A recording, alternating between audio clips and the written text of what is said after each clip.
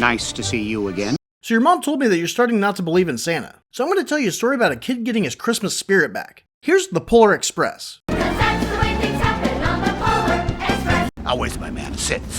Take a load of him. So we meet, some kid. And he's starting not to believe in Santa, so he stays up on Christmas Eve trying to catch him. When he hears something downstairs, he sneaks down to find out that it's not even late enough for his little sister to be in bed yet. So he must have went to bed at like 5:30 when it got dark. Fucking daylight savings time. It's all a bunch of humbug! But when he goes back to his room, we see that he's been doing his own research on how Santa isn't real. And then he hears his parents coming, so he jumps into bed and fakes being asleep so well that his dad says, Express train wouldn't wake him up now. Then he really falls asleep and wakes up at 11:55 when a fucking express train barrels down his street and stops in front of his house. But I know it was just an optical illusion caused by moonlight and atmosphere. He goes to check it out when he hears a conductor shouting, All aboard!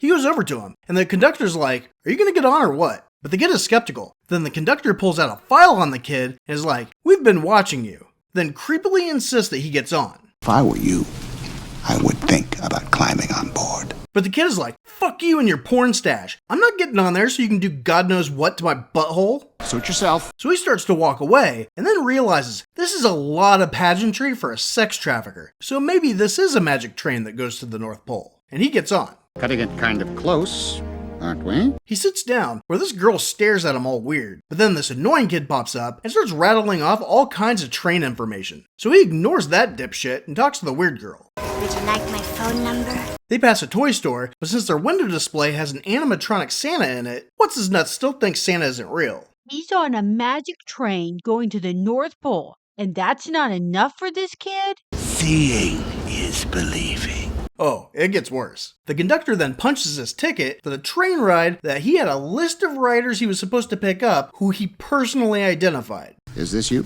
Yeah. He also gets impatient when the kid can't find his ticket that he didn't know he had. Come on.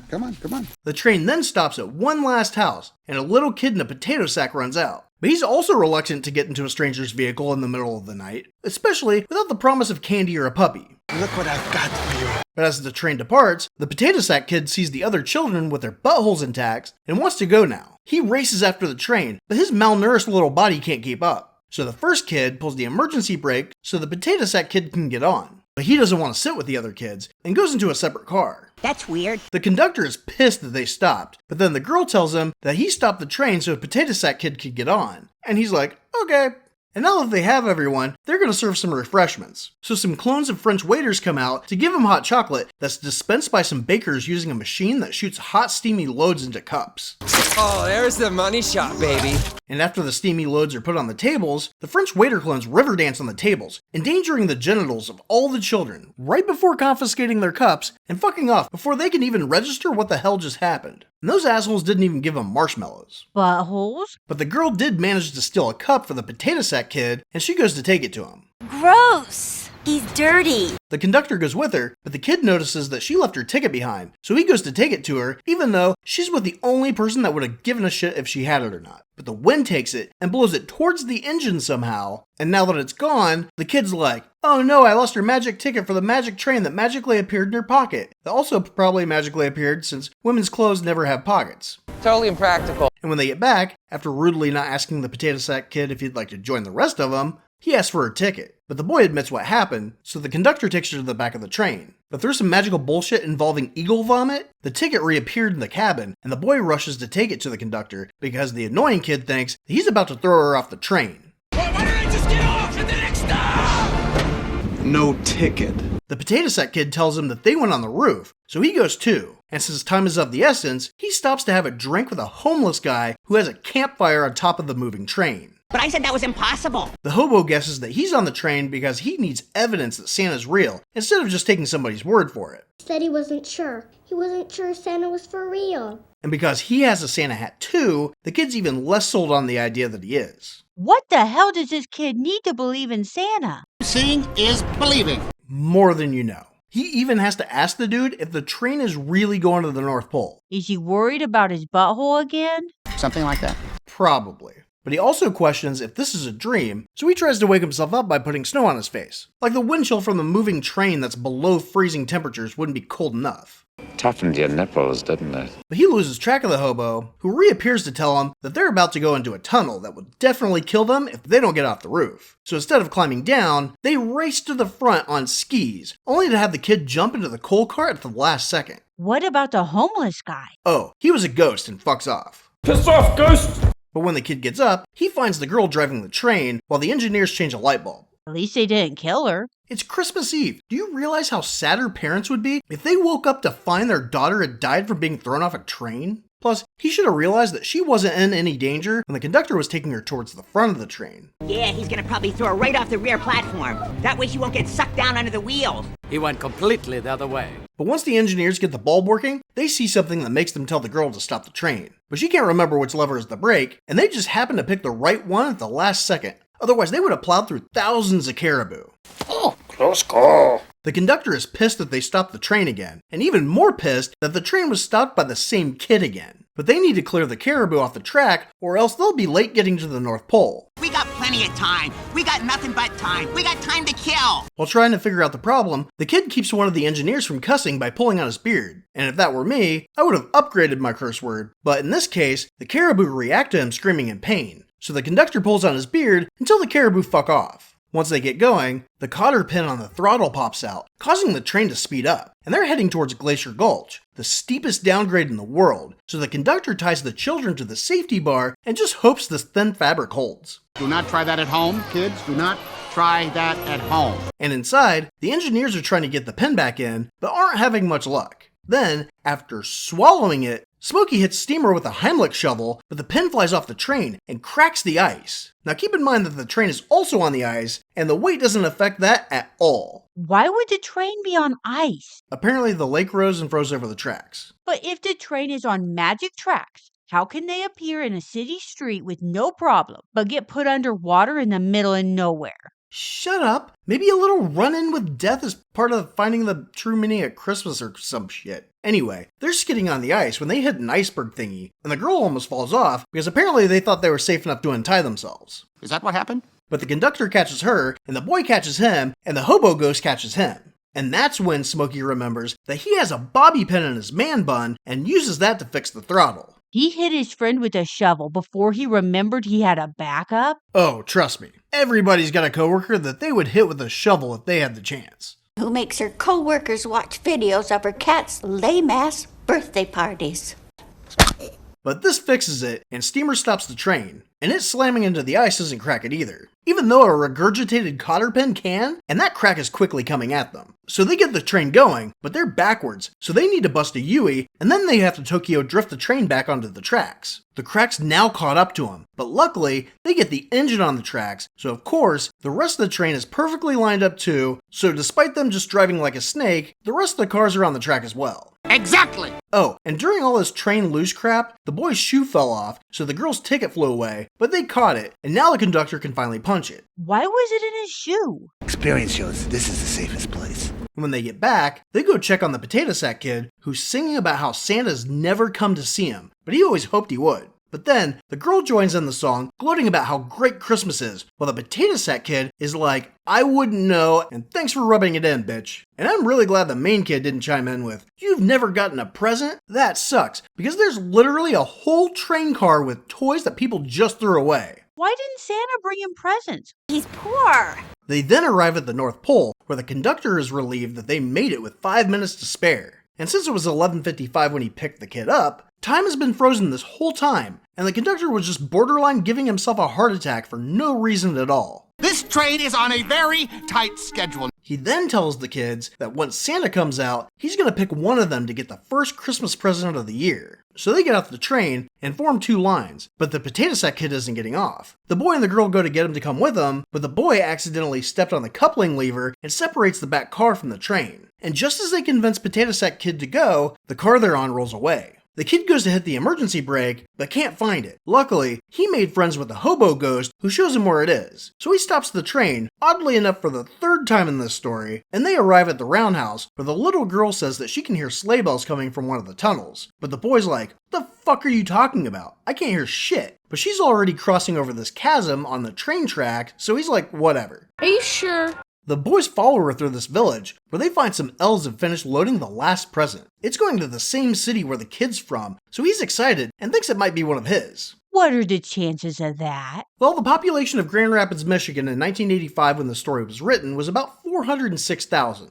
Now, about 21.5% of the population is under 18, so let's just say a third of that to remove the older kids and people of other religions, making his odds about 29,097 to 1. Never tell me the odds. They need to get back to the town square, or else they might miss their train back and end up working as elves for the next year. So they follow some elves who get into a pneumatic tube like you'd see at a bank drive-thru. It takes them to where they wrap the presents, but the other kids can't hear the jingle bells anymore. So the boy has the brilliant idea to follow the arrows on the floor. This leads them to a conveyor belt that the last present appears on. And against all odds, the kid looks to see if it's for him. And let me guess, it is. No, it's for the potato sack kid, and they confirm this by reciting his address that's on the package, meaning that Santa has a better delivery service than the post office in A Very Nutty Christmas. But you act like everything's okay. Hey, Mr. Mailman, like I have no feeling of my own. So the potato sack kid can't wait to get his first present and jumps on the conveyor belt to chase after it. Then the other kids go after him and take a ride down to where all the presents are going. The potato sack kid is so excited to finally get a gift that he can't wait to open it, but it has a label on it telling him not to open it until Christmas. Now you gotta die. Those are the rules. Then, the presents move under a giant bullseye and rockets shoot up at it. These are holding strings for Santa's sack, and it starts to close up on them. Then the roof opens, and we see a zeppelin pulling the sack up, meaning that they thought it was safer to shoot rockets at a flying object than for it to lower ropes and have somebody hook it up. I swear, this place is seriously just one giant OSHA violation. The North Pole, them are fighting words, partner. On the way to the town square, something grabs the potato sack kid's leg. The others grab him to keep him from being pulled under, but he doesn't want to let go of his present, and apparently would rather die than give it up. But it turns out to just be that annoying kid from the train, which might actually be scarier than the Dianoga in the trash compactor in Star Wars. Something's got me! Well, how did he even get there? Somehow annoying people just know when to pop up and ruin your good time. I mean, the poor potato sack kid has never been happier in his life, but this human embodiment of a sentence that starts with, actually, just shows up out of nowhere to kill his buzz. Why don't you do us all a favor and shut the fuck up? Then the sack is taken to the town square, which is directly on the North Pole. And for all those flat earth dipshits, there's a compass under the tree that only points south, because this is the northernmost point on a globe. But the elves prematurely ejaculated the air in the balloons, and it's flying too low. So some elves jump off to lighten the load. But it's not enough, and the sack teabags the tree topper, which falls and almost kills an elf that was too stupid to get out of the way. But some other elves bungee jumped and grabbed it at the last second. Then they just dropped the sack on Santa's sleigh. Then some more elves help the kids get out of the sack, but the potato sack kid doesn't want to give up his present. But he does eventually turn it over to the least trustworthy sounding elf. Trust me.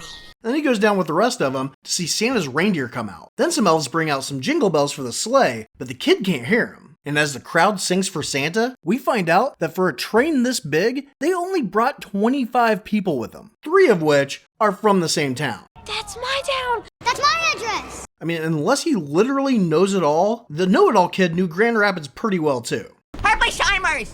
Herpeshimers! The fat man comes out, but the kid can't see him because all the elves are standing on each other's shoulders. He does see that the reindeer are going apeshit, like when you ask a dog if they want to go for a walk, and they knock one of the jingle bells off, and it lands in front of the kid's feet. He shakes it, but he still can't hear anything. So he closes his eyes and says that he believes, and now he can hear the bell jingle. Hold on, you're telling me that this kid got picked up on a magic train on Christmas Eve, traveled to the North Pole where he almost died multiple times, met a ghost, saw Santa's village, workshop, and reindeer, and still didn't believe in him until he said it out loud? Yeah, at this point, you don't even need to believe. It's just fact. But after seeing some of the shit I see on the internet, that's apparently not good enough for like half of humanity. Just a sick world we're living in. Sick people. Anyway, he turns around to see Santa, and as he gives him his jingle bell back, that annoying little shit begs for the first present to be his, to which Santa politely tells him to shut the fuck up. Patience. And a smidgen of humility might also serve you well. All I found was one present, and all I had was a bunch of stupid underwear. Then he's like, I'm not even sure what the fuck you're doing here to the girl, because she's already full of the Christmas spirit. But Christmas is such a wonderful, beautiful time. He then goes to the potato sack kid and is like, I don't know who you are, because I've never been to your house.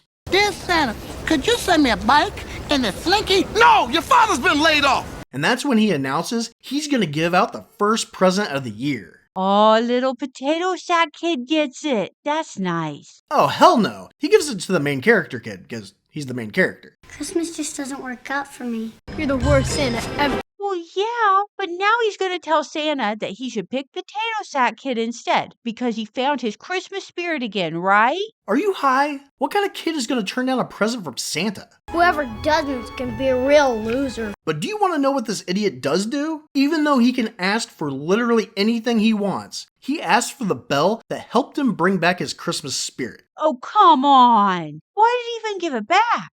Probably so he could ask for it back so he wouldn't look like a selfish jerk. You know what else wouldn't have made him look like a selfish jerk? Giving the first gift to Potato Sack Kid who's never gotten a gift on Christmas before. I wanted one of these my whole life! Hey, Santa said that him making friends was the best gift he could have gotten. It's no greater gift than friendship. So Santa gives him the jingle bell, and it finally turns midnight, so Santa needs to fuck off and do his thing. So he flies around, and when he hits 88 miles an hour, the sleigh vanishes. And then Aerosmith performs for all the elves, except for the ones that had to retrieve the car that ran away. What are they doing here? The conductor is now repunching their tickets and explains to them the lesson they learned on the trip. So the annoying kid learns to be humble, the girl learns to be a leader, and the potato sack kid learns not to be poor. He's the little boy that Santa Claus forgot. That is Billy. Sure is. And after the conductor talks to all the other kids, he tells the main kid not to talk to him about his ticket. But when he gets on the train, all the kids want to see the jingle bell, but that moron put it in the pocket that he ripped when he ran out to see the train. So he doesn't have it anymore. And then the train takes off, so he can't even go look for it. I lost it. What about him? Christmas just doesn't work out for me. They get back to Michigan, where they drop off the potato sack kid, and he's so happy that Santa already showed up to his house that he brings out his present to show him. And when they get to What's-His-Name's house, the conductor says something that reminds the kid why he was hesitant to go anywhere with him to begin with. One thing about trains, it doesn't matter where they're going. What matters is deciding to get on. Him saying stuff like that is probably why there were only 25 kids stupid enough to get on. Yeah, that's some come help me find my puppy type shit. But he goes inside to see that Santa hasn't gotten to his house yet, but wakes up to his sister telling him that Santa was there. He looks outside to see if there are train tracks on the road he's lived his entire life on, and then when he grabs his robe, the pocket rips, so he's all, oh well, I guess it was a dream. Will this be nothing but a dream? But then his sister gives him a gift that has a jingle bell in it. So I guess Santa did some light sewing when he dropped it off last night. Or not, since the note says that he needs to fix his pocket. But when his parents come in, he tells them that the bell is from Santa, and they're like, bullshit. But then we see that they can't hear the bell. So they don't believe in Santa, but they don't question where the presents came from. No. Of course Santa's for real. He's as real as Christmas itself. He also says that as his friends got older, one by one they couldn't hear the bell either. Even Potato Sack Kid? I doubt he ever saw him again. Why? They live in the same town, and Santa said that friendship was the best gift he could get. Yeah, but if he actually liked him, he would have made sure Santa gave him the first present and not took it for himself. I guess. Plus, he's poor. Sounds to me like this is your crucial year. If I were you, I would think about climbing on board. What the heck does that mean? Well, you coming? You don't want to be let down to Primrose Path. Am I right? It's standard procedure. Those are the rules. You said it, kid. Not me. I thought so. Thank you. That's all I want when Christmas comes to town. Santa will be here before you know it. So go to sleep.